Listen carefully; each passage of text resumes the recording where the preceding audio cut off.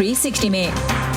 ज़राई शोबे की तरक्की का ज़ामिन पानी। सिंध में कोटरी के मकाम पर 20 साल की कम तरीन सतह पर हुकाम और काश्तकार परेशान।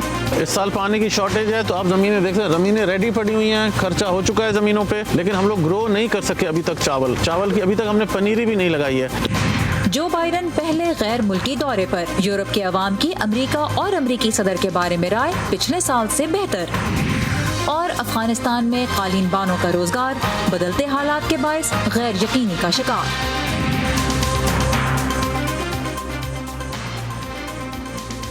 पाकिस्तान के वफाकी बजट 2021-22 के अदाद-ओ-शुमार तो आपके सामने हैं। इस हफ्ते हम बात करेंगे उन बुनियादी मसाइल की जिन्हें इस बजट के जरिए हल किया जाना है या कम अज़ कम किया जाना चाहिए। वॉइस ऑफ अमेरिका के वाशिंगटन स्टूडियो में आप सबको खुशामदीद। व्यू 360 के साथ मैं हूँ सारा जमान। हम आज पाकिस्तान में ज़राअत के शोबे से शुरू करेंगे। रवा माली साल के दौरान इस शोबे में तरक्की की शरह मुकर्ररा हदफ से कम रही। इक़्तिसादी सर्वे के मुताबिक पैदावार में इजाफे की शरह 2.7% थी, हदफ 2.8% का था। तो इसे ना हासिल करने की एक बड़ी वजह कपास की काश्त के रकबे और पैदावार में नुमाया कमी को करार दिया जा रहा है। मुल्क में ज़राअत के शोबे को दरपेश एक संगीन मसला है पानी की कमी। इसकी शिद्दत को करीब से देखने के लिए चलते हैं सूबा सिंध, जहां कोटरी के मकाम पर दरिया में बने आखिरी बैराज में पानी 20 साल की कम तरीन सतह पर खड़ा है। इसमें तकरीबन 55% कमी रिकॉर्ड की जा चुकी है। कराची से हमारे नुमाइंदा मोहम्मद साकिब ने बदीन का सफ़र किया, जहाँ हुकाम और काश्तकार पानी की कम होती मकदार से तशवीश में मुब्तला हैं। इस वक्त मैं मौजूद हूँ पाकिस्तान ही के नहीं बल्कि दुनिया के बड़े दरियाओं में शुमार होने वाले दरियाए सिंध के ऐन वस्त में, और यहाँ पर पानी कम रेत ज़्यादा दिखाई दे रही है। जून का महीना शुरू होने को आ चुका है। दरियाए सिंध के इर्द गिर्द आबाद काश्तकारों ने अब तक चावल की बवाई का अमल शुरू नहीं किया है। न सिर्फ काश्तकारी का अमल रुका हुआ है बल्कि इसके साथ साथ कई शहरों में पानी की शदीद किल्लत भी हो चुकी है। इस साल पिछले साल के निस्बतन तकरीबन 55% शार्टेज है वाटर रिकॉर्ड के मुताबिक। उसके मुताबिक जो हमारे पास पानी होना चाहिए 27,000, उसकी जगह पे हमारे पास तकरीबन 11,000 पानी चल रहा है, तो वो तकरीबन 55% शार्टेज है। डाउन स्ट्रीम कोटड़ी की मैं अगर बात करूँगा तो अभी कोई 200 क्यूसिक जा रही, वो सिर्फ पानी पीने के लिए लतीफ़ाबाद हैदराबाद को दे रहे हैं। पूरी रिवर जो 110 माइल है वो खाली पड़ी है। 110 माइल रिवर के जो विभिन्न बैंक्स हैं, लाखों एकड़ ज़मीन आबाद होती है और फॉरेस्ट होता है, वो बिल्कुल इस वक्त बुरा हाल है। उसका पानी पीने के लिए तक नहीं है। और डेल्टा में जहाँ दरिया गिरता है तो वहाँ पर भी वो पानी सैलाइन हो चुका है दरिया के अंदर टाइड की वजह से। तो इसके बहुत सारे मल्टीपल इफ़ेक्ट्स हैं जो आ रहे हैं इस रीजन पे। अनफॉर्चुनेटली इस वक्त डाउन स्ट्रीम पे पानी नहीं जा रहा, जिसकी वजह से सी इंट्रूजन ने भी बहुत बड़ी तबाही मचाई हुई है डेल्टा में। सिंध के ज़ेरी इलाकों में ये मौसम चावल की काश्त का होता है, लेकिन पानी की कमी की वजह से मकामी ज़मींदार भी परेशान हैं। इनका कहना है कि बर वक्त काश्त न करने से चावल की फसल की क्वालिटी में फ़र्क आएगा। आप देख सकते हैं कि सारी जो हमारी ज़मीनें हैं वो गैराबाद पड़ी हैं अभी तक। ये राइस बेल्ट में आप बैठे हुए हैं और वहाँ पे शदीद कमी है पानी की। चावल की फसल तो अभी तक हम लोगों ने ग्रो ही नहीं की इस साल। लास्ट ईयर तो यहाँ पे अच्छा क्रॉप रहा है बहुत चावल का, क्योंकि लास्ट ईयर पानी काफ़ी था। इस साल पानी की शॉर्टेज है तो आप ज़मीनें देख रहे हैं, ज़मीनें रेडी पड़ी हुई हैं, खर्चा हो चुका है ज़मीनों पे, लेकिन हम लोग ग्रो नहीं कर सके अभी तक चावल की अभी तक हमने पनीरी भी नहीं लगाई है। तो इसलिए बहुत इस पे इफेक्ट आएगा, क्योंकि सर्दियाँ आ जाती हैं फिर बाद में। जो हमारा राइस की क्रॉप है वो एक समर की क्रॉप है, सर्दी के करीब आ जाएगी तो प्रोडक्शन में ऑटोमेटिकली वो जो राइस होगा वो फुल भरा हुआ नहीं होगा और वो आधा खाली निकलेगा।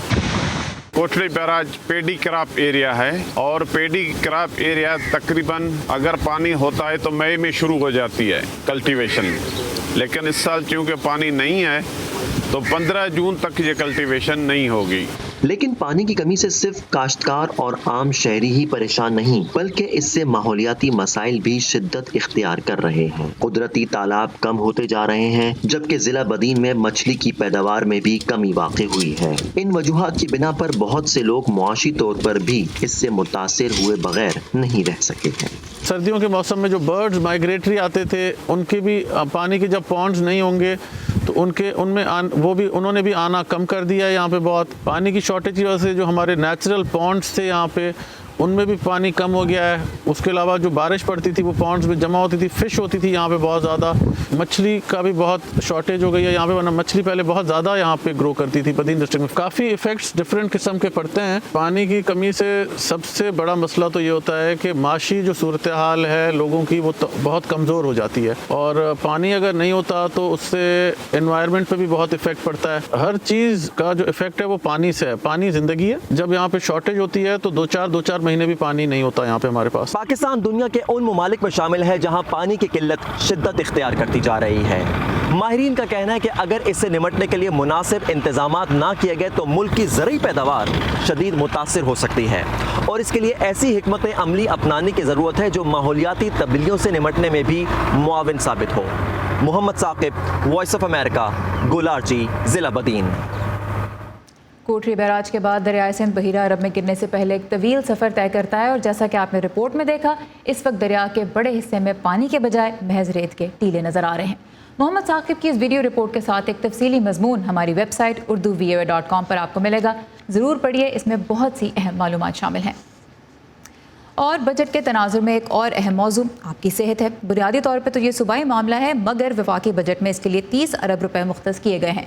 ویو 360 میں ہم بات کریں گے فوڈ سیفٹی کی, یعنی جو غذا دستیاب ہے اس کا خالص ہونا کس حد تک یقینی بنایا جا رہا ہے.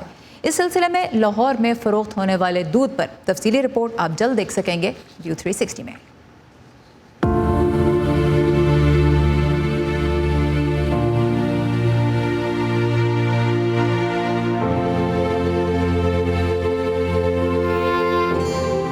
ان کے پاس اچھا دودھ ہوتا ہے تو ان کو تو ڈر ہی نہیں ہوتا.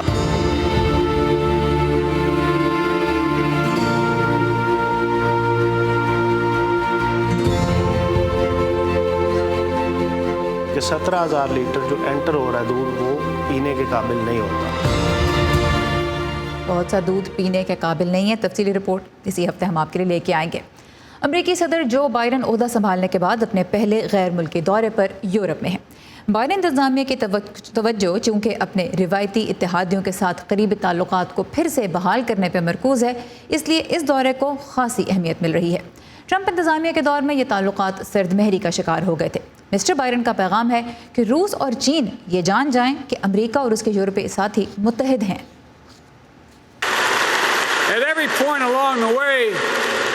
ہم ہر قدم پر یہ واضح کریں گے کہ امریکہ واپس آ گیا ہے اور دنیا کی جمہوریتیں مشکل ترین مسائل سے نمٹنے اور مستقبل کے لیے اہم معاملات پر مل کر کھڑی ہیں. ہم قوت کے ساتھ قیادت کے لیے پرعزم ہیں, اپنی اقدار کے دفاع کے لیے اور اپنی عوام کے لیے کام کرنے کے خاطر.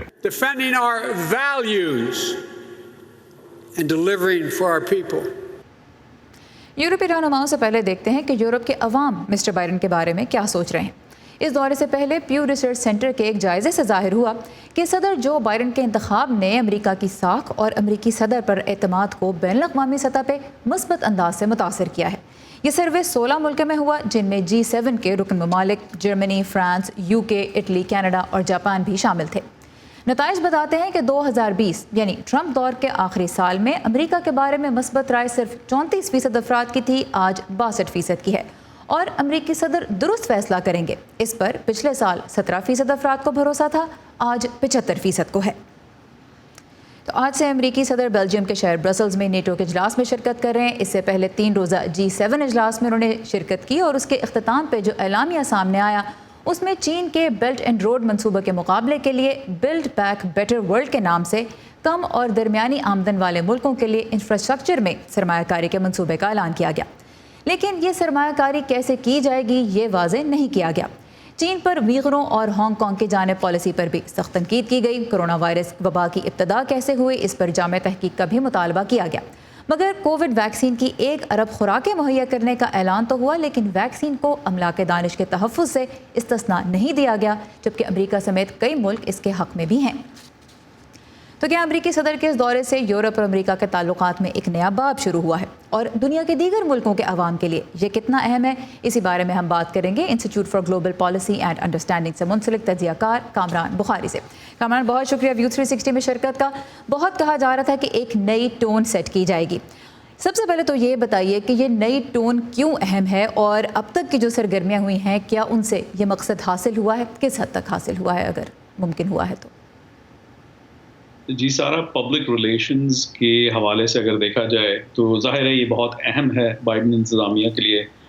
بائیڈن وائٹ ہاؤس جو ہے شروع سے یہ بتانا چاہ رہا تھا کہ وہ کس طریقے سے بہت زیادہ مختلف ہے ٹرمپ انتظامیہ میں, اور یہ ایک ایسا ایشو ہے کہ جہاں پر وہ فرق بتا سکتا تھا اور بہت جلد بتا سکتا تھا. یعنی کہ یہ جو ہدف تھا کہ بائیڈن انتظامیہ کی جو ساکھ ہے وہ عالمی برادری میں وہ بہت بہتر ہے, اور اس کا جو لین دین ہوگا وہ ٹرمپ انتظامیہ سے بہت مختلف ہوگا. اور اس کا مقصد یہ ہوتا ہے کہ اندرون ملک یہ باور کرایا جائے کہ دیکھیں نہ صرف جو ہے امریکی عوام نے اعتماد کا اظہار کیا اور صدر بائیڈن کو الیکٹ کیا, بلکہ ان کی جو پذیرائی ہے وہ پوری دنیا میں بھی ہے کہ ان کو بہت سیریسلی لیا جاتا ہے, ان کو منفی طریقے سے نہیں لیا جاتا جس طریقے سے صدر ٹرمپ کی جانب جو ایک رویہ تھا. تو ظاہر ہے یہ اس کے ایک ڈویڈنڈز ہوتے ہیں, لیکن یہ ہے کہ اس میں ایک نیگیٹو پہلو بھی ہوتا ہے. وہ یہ ہوتا ہے کہ اگر عالمی برادری اور خاص طور پہ حلیف اور آپ کے پارٹنر ممالک اور جو آپ کے مخالفین بھی ہیں وہ اگر آپ کو جو ہے وہ ایزی لینا شروع کر دیں تو وہ بھی فارن پالیسی کے لیے بہتر نہیں ہوتا. تو اس میں ذرا بیلنس کی ضرورت ہے بائیڈن انتظامیہ کو کہ وہ اتنے زیادہ جو ہے ان کو پازیٹیولی نہ لیا جائے کہ ان کو یہ سمجھا جائے کہ ان سے تو ہم کسی قسم کا بھی کام کروا سکتے, کچھ بھی منوایا جا سکتا. تو ایک بہت باریک لائن ہے جس کے اوپر ٹریڈ کرنا ہے, جس کے اوپر چلنا ہے. چین اور روس دونوں کو ہی امریکہ اور یورپ کے بڑے حریفوں کے طور پہ دیکھا جاتا ہے. چین کی بات کرتے ہیں کیونکہ اعلامیہ جو G7 کا سامنے آیا اس میں خاص طور پہ چین کا بہت ذکر کیا گیا. جواب میں چین نے یہ پہلے ہی کہہ دیا, اتوار کو کہہ دیا کہ وہ وقت چلا گیا جب دنیا کے چند ملکوں کا ایک چھوٹا سا گروپ دنیا کے بارے میں فیصلے کرتا تھا. اب چین کی بہت سے یورپی ملکوں میں بھی سرمایہ کاری ہے, تو اس کے مقابلے میں یورپ اور امریکہ نے جس منصوبے کی کم از کم اعلان کیا ہے اس کی بہت زیادہ ڈیٹیلز تو نہیں دی. یہ کتنا بڑا گیم چینجر ہو سکتا ہے؟ جہاں تک تو چینی اسٹیٹمنٹ کا تعلق ہے تو میں سمجھتا ہوں کہ وہ کچھ تھوڑی سی ایگزیجریشن کا, کہ میں یوں کہوں گا اچھی خاصی ایگزیجریشن کا مظاہرہ کر رہے ہیں. چین ہمیشہ سے جو ہے وہ سلامتی کونسل کا حصہ رہا ہے, تو یہ جو چند ممالک جو ہے جو فیصلہ کر رہے تھے ان میں چین بھی شامل تھا. تو یہ پروپیگنڈا ویلیو ہوتی ہے ان چیزوں کی, لیکن اصل حقیقت سے یہ دور ہوتے ہیں. جہاں تک جو ہے G7 کا جو گروپ ہے اور چائنا سے لے کر ان کو جو نئی اسٹریٹجی ترتیب دینی ہے وہ بہت مخصوص ہے. چائنا کے پاس جو ہے ہارڈ کیش جو ہے گزشتہ کئی سالوں میں بہت زیادہ آیا ہے, جس وجہ سے وہ اس کو بین الاقوامی طور پہ جو ہے ڈپلوائے کر رہا ہے. قرضوں کی صورت میں, انفراسٹرکچر پروجیکٹس کی صورت میں, بیلٹ اینڈ روڈ انیشیٹو کا ہم نے جو ہے بہت ذکر سنا ہے اور اس کے اوپر بہت کام بھی ہو رہا ہے. تو ظاہر ہے جو ہے اس کے ساتھ پھر مغربی ممالک اور عالمی برادری کے جو دیگر پلیئرز ہیں ان میں یہ چیز یہ خدشہ پایا جاتا ہے کہ کیا جو ہے پھر جو انٹرنیشنل رولز بیسڈ آرڈر ہے, جو جمہوریت ہے, ہیومن رائٹس کا جو ایک نارم ہے, اس کو کس حد تک نقصان پہنچ سکتا ہے کہ اگر ملک جو ہے پیسے کے ذریعے چین جیسا ملک جو کہ ایک آمرانہ جو ہے سسٹم پہ چل رہا ہے وہ کس طریقے سے جو ہے جو مغربی اور جو انٹرنیشنل کمیونٹی کا ایک بنا بنایا جو نظام ہے اس کو کس حد تک جو ہے وہ نقصان پہنچا سکتا ہے. تو ظاہر ہے پھر اس کی پلاننگ کی ضرورت ہے. ٹھیک ہے. اور ایک آخر میں اب نیٹو کا جو اجلاس ہے وہ آج اور کل ہو رہا ہے, اور صدر بائیڈن نے اجلاس سے پہلے ہی جب نیٹو کے سیکرٹری جنرل سے ملاقات کی تو یہ کہا کہ یہ اتحاد بہت اہم ہے, وچ از بینگ سین کہ جو پچھلی انتظامیہ تھی ٹرمپ انتظامیہ ان کا بہت مختلف اس پہ بیانیہ تھا. صدر ٹرمپ نے یہاں تک کہا تھا کہ پتہ نہیں یہ اتحاد اب اہم ہے بھی یا نہیں, تو یہ بھی ہم نے دیکھا کہ ایک بہت مختلف پیغام ان کی طرف سے آیا. اب نیٹو کے اجلاس میں اتحاد کے اسٹریٹجک کانسیپٹ میں نئی تبدیلیوں پہ غور ہوگا, اور صدر ٹرمپ کے دور میں اتحاد نے اس پہ بحث کرنے سے گریز کیا تھا. تو کس قسم کی توقعات آپ سمجھتے ہیں کہ نیٹو کو امریکہ سے ہیں اس وقت؟ دیکھیں میں سمجھتا ہوں کہ اس میں آپٹکس اور اس میں جو جہاں تک بیانات اور اگین پبلک ریلیشنز کا تعلق ہے اس میں تو بہت فرق آیا ہے, لیکن جو مشکلات درکار تھیں صدر ڈونلڈ ٹرمپ کو وہی صدر جو بائیڈن کو بھی ہوں گی. اور وہ جو سب سے بڑی مشکل وہ یہ ہے کہ امریکہ جو ہے وہ بہت ہیوی لفٹنگ کرنی پڑتی ہے اس کو, اور جو بوجھ ہے عسکری اور جو ہے مالی دنیا کو مینج کرنے کا وہ امریکہ کے ذمہ آ جاتا ہے. تو ظاہر ہے صدر جو بائیڈن اس زبان میں اس طریقے سے اس چیز کو آگے لے کے نہیں چلیں گے جس طریقے سے صدر ٹرمپ لے رہے تھے. کیونکہ وہ ایک تو جو ہے ان کا اسٹائل ڈفرینٹ تھا, دوسرا ان کی کنسٹیچوئنسی ڈفرینٹ تھی. تو لیکن مسئلہ وہیں کا وہیں ہے کہ کس طریقے سے حلیفوں کو اور پارٹنر نیشنز کو, بالخصوص نیٹو کے اندر جو ممالک ہیں, کہ ان کو کہا جائے کہ بھائی آپ جو ہے ہم پر اتنا زیادہ انحصار نہ کریں, آپ بھی اپنے جو ان پٹ ہے, جو آپ کی کنٹریبیوشن ہے, اس کو بڑھائیں. تو پس پردہ اس کے اوپر بہت بحث ہوگی, میڈیا کے لیول کے اوپر جو ہے اس کو بتایا جائے گا کہ بھائی ہم سب ایک پیج پہ ہیں, لیکن اندرونی طور پہ یہ ایک چیلنج ہے جس کو حل کرنا ہے انتظامیہ, جو ایک دورے سے تو ختم نہیں ہوگا, لیکن اس دورے سے ایک نئے تعلق کا جو طریقہ کار ہے تعلقات کو آگے بڑھانے کا, کم از کم اس کا آغاز ہم ہوتا دیکھ رہے ہیں. اب آگے یہ دیکھنا ہے کہ ٹھوس تبدیلیاں کیا سامنے ہمیں نظر آتی ہیں. کامران بخاری ہمارے ساتھ ہے, بہت شکریہ آپ کے وقت کا. اور 16 جون یعنی اسی ہفتے بدھ کے روز صدر بائیڈن کے یورپی دورے کی سب سے اہم سرگرمی ہوگی روسی صدر ولادیمیر پوٹن سے جنیوا میں ملاقات. اس موقع پر امریکہ کے انتخابی عمل میں روسی مداخلت اور امریکی تنصیبات کے کمپیوٹر نیٹ ورکس پر مبینہ طور پر روس سے ہونے والے حملوں سمیت کئی موضوعات پہ بات چیت متوقع ہے. تو کل ویو 360 میں ہم بات کریں گے کہ سائبر حملہ آور کتنے منظم ہو چکے ہیں اور ان کے خلاف امریکہ کے پاس کیا ہتھیار ہے. دنیا بھر سے اہم خبروں اور دلچسپ معلومات کے لیے آپ جب چاہیں لاگ آن کر سکتے ہیں ہماری ویب سائٹ urduvoa.com پر. اور اگر ویب سائٹ لوڈ نہ ہو تو یہ سارا کانٹینٹ آپ کو ملے گا ہمارے سوشل میڈیا پلیٹ فارمز پر بھی. facebook.com/VOA اردو کا پیج آپ کے لیے مستقل اپڈیٹ کیا جاتا ہے. ٹویٹر اور انسٹاگرام پہ ہمارا ہینڈل ہے @urduvoa.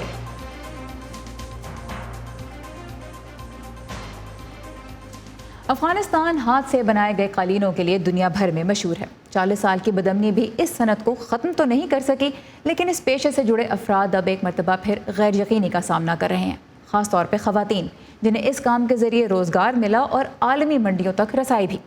نیو یارک میں نمائش کے لیے آئے ہوئے قالین بانوں اور تاجروں نے غیر ملکی افواج کے انخلا کے بعد پیدا ہونے والی ممکنہ صورتحال سے اپنے پیشے کو لاحق خطرات کے بارے میں ہمارے ساتھی انجمن آپٹے سے بات کی. آئیے دیکھتے ہیں یہ رپورٹ.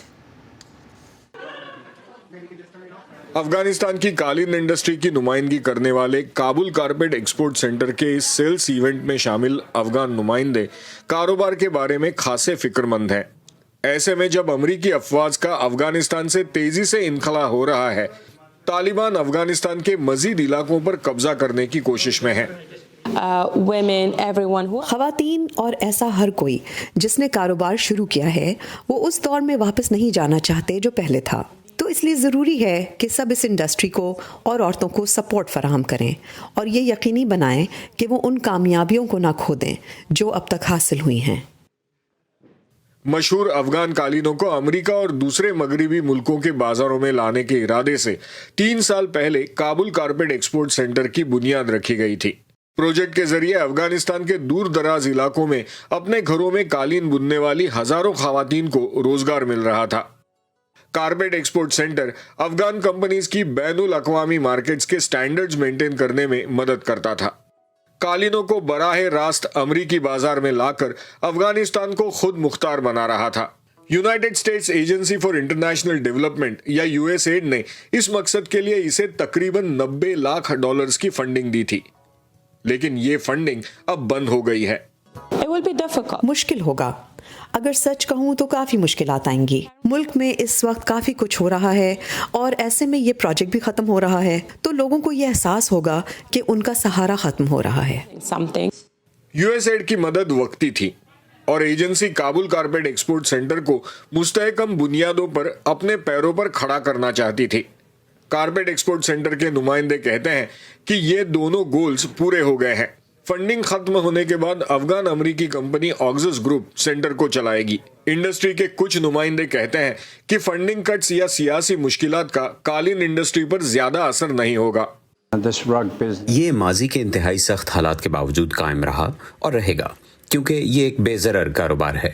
یہ معمولی چیزوں سے کچھ قیمتی بنانے کا کام جس کے لیے صرف بھیڑ اور اون چاہیے, اور اون کا استعمال صرف قالین بنانے اور مکانوں کو سجانے کے لیے ہوتا ہے. لیکن یہاں موجود کچھ خواتین کاروبار مالکان اس بات سے متفق نہیں. تانیہ آریہ افغانستان سے امریکہ آئیں اور افغان جیم سٹون سے بنائے زیورات کا بزنس کرتی ہیں. افغانستان میں کئی خواتین کاریگر ان کے لیے زیورات بنانے کا کام کرتی ہیں. I have my concerns when it comes to peace process. मुल्क का मुस्तकबिल कैसा होगा, इस बारे में मुझे मौजूदा अमन अमल से मुताल्लिक़ तहफ़्फ़ुज़ात हैं, ख़ासकर तालिबान की मौजूदगी के बारे, जो ख़वातीन की सभी सरगर्मियों के ख़िलाफ़ थे, ख़ास तौर पर अगर वो घर से बाहर निकलकर काम या कारोबार करना चाह रही हों, और मुझे नहीं पता इसके बारे में आगे क्या होगा। अफगान कालीन इंडस्ट्री और कारोबार करने वाली खवातीन को मुस्तकबिल में क्या सपोर्ट दिया जाएगा, ये जानने के लिए हमने USAID से राब्ता किया।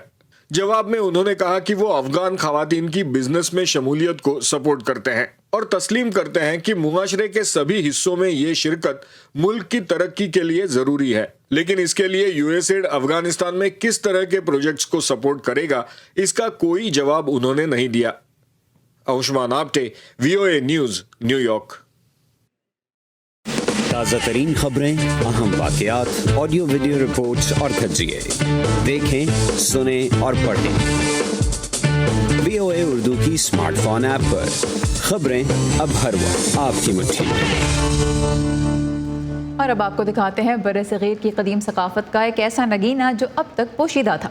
लाहौर में वाक़ शाही किले के अंदर बना शीश महल तो बहुत से लोगों ने देखा है, मगर अंदरून लाहौर में भी एक हवेली ऐसी है जिसके अंदर न सिर्फ एक कदीम शीश महल मौजूद है बल्कि अपनी असली हालत में आज भी खड़ा है। इस घर के मकीनों ने कैसे इस खजाने को छुपाए रखा, उन्हीं की ज़बानी जानते हैं समन खान की रिपोर्ट में।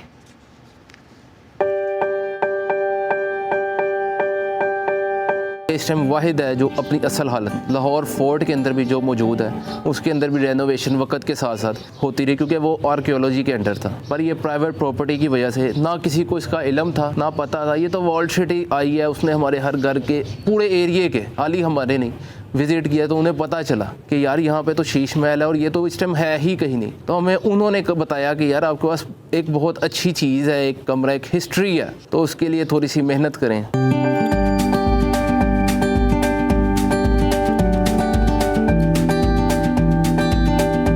मेरा नाम मोहम्मद नुमान है और मैं इस टाइम हवेली मियाँ सुल्तान के अंदर रिहाइश पजीर हूँ। ये 1870s में बनाई थी मियाँ सुल्तान ने, जो कि एक ब्रिटिश कॉन्ट्रैक्टर था।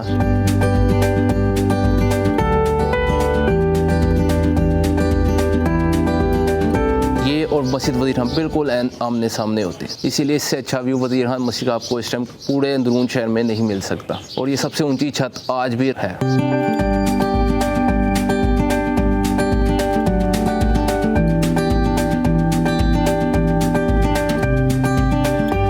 बेसिक 1960s से 1970s के राउंड अबाउट मेरे दादाजी ने, उनके भाइयों ने मिल के एक कंबाइंड प्रॉपर्टी ये खरीदी थी, जो कि मियाँ सुल्तान की बेटी से आगे बेटियां थीं, उनसे खरीदी गई थी। ये जो छत आप देख रहे हैं, जो शीश महल देख रहे हैं, ये 1870 से ऑनवर्ड इसी कंडीशन में उसने बनाया था और इसी कंडीशन में हमें मिला और हमने उसको इसी कंडीशन में अपने पास रखा है।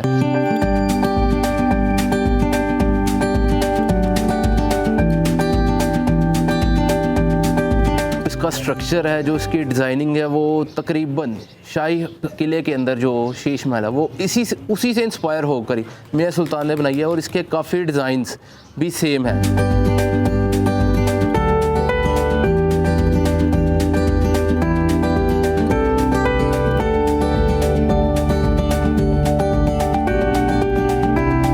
हम इसे इस्तेमाल नहीं करते क्योंकि अब ना बसंत है, ना कोई छतों पे आने का ट्रेंड है, तो इसलिए हमारा ये कमरा बस एज ए स्टोर एक कमरा है बस। हमने देखा होगा ये कबूतर है इस कमरे में, तो ये जो कबूतर हैं ये हमने इसी को समझ लें एज ए रेंट पे ही दे दिया है, क्योंकि हमारा खुद तो बना नहीं है। तो ये खिड़कियाँ हैं, दरवाजे हैं, तो वो कबूतर अपनी जगह खुद ही बना लेते हैं और वो हमारे मेहमान होते हैं।